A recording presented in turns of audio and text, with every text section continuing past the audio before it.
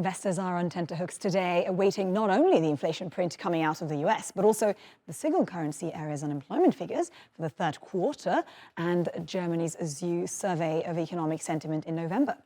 All this may give a hint as to how the Fed and the ECB will behave in the next few months and shed more light on the monetary path. Investors expect that headline inflation will cool to a rate of 3.3% in the year to October.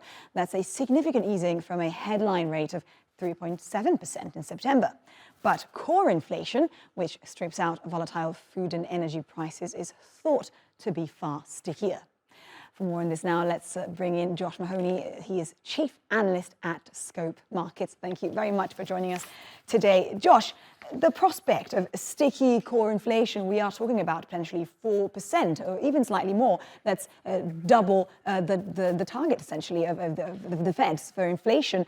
Why, first of all, would we have a stickier core inflation? And would all of this cast doubts on the Fed's way forward? Hi, thanks for having me on. Yeah, I mean, this is something that we've been seeing across the world. There's a number of different elements within the inflation gauge, and the easier things to move are the highly volatile things such as energy, food prices and the like. Some of the underlying metrics, including shelter in particular and housing costs, take a long time to move. Now, we can say that it's sticky because we're seeing sort of elevated core inflation, but bear in mind we've come off the back of 6 months of downside. We're at 4.1, so it's very gradual moving towards the downside. It's almost like we've got a sort of tanker in the form of the core reading and a nimble ship in terms of the headline figure. That is expected to move sharply lower this time around. So there's good news in terms of the headline figure. We've come off the back of 3 readings where that number's either gone higher or flatlined. So I think the story today is going to be about the return to disinflation and a move back in the right direction. But core, maybe it moves 1 tick lower, maybe it remains as is. But I think by and large, the pathway is relatively set for core. 70% of that 4.1% goes down to shelter costs, and that generally takes a long time to move. And we are seeing it move in the right direction. So in terms of the Fed outlook, I think that this should bolster claims that we are moving in the right direction and that essentially they are done with raising rates and they can start focusing on the potential rate cuts at the second half of next year. That's very interesting. This is the last point. Josh, how important is this figure today? Investors really think that the fact that this figure will be a hit or a miss will, in essence, be a major turning point for markets. What reaction do you expect in bond and equity markets after today?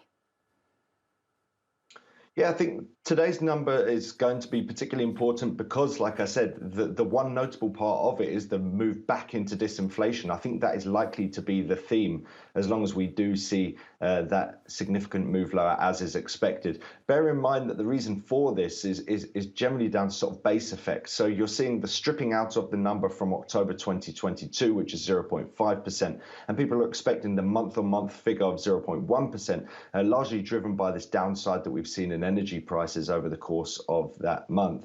In terms of the sort of wider picture, this could give a boost to markets, I think, if we do see this significant decline as is predicted.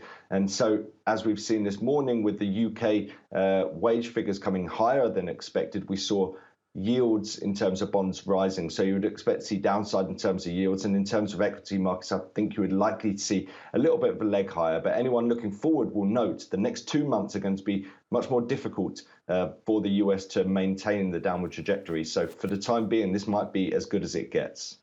Josh Mahoney there for us from Scope Markets. Thank you very much. And now let's go to other top stories from around the world.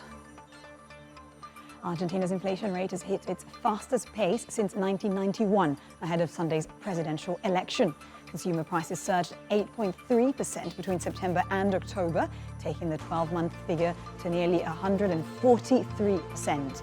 The South American country has been suffering from one of its worst economic crises in decades, with 2/5 of people living in poverty.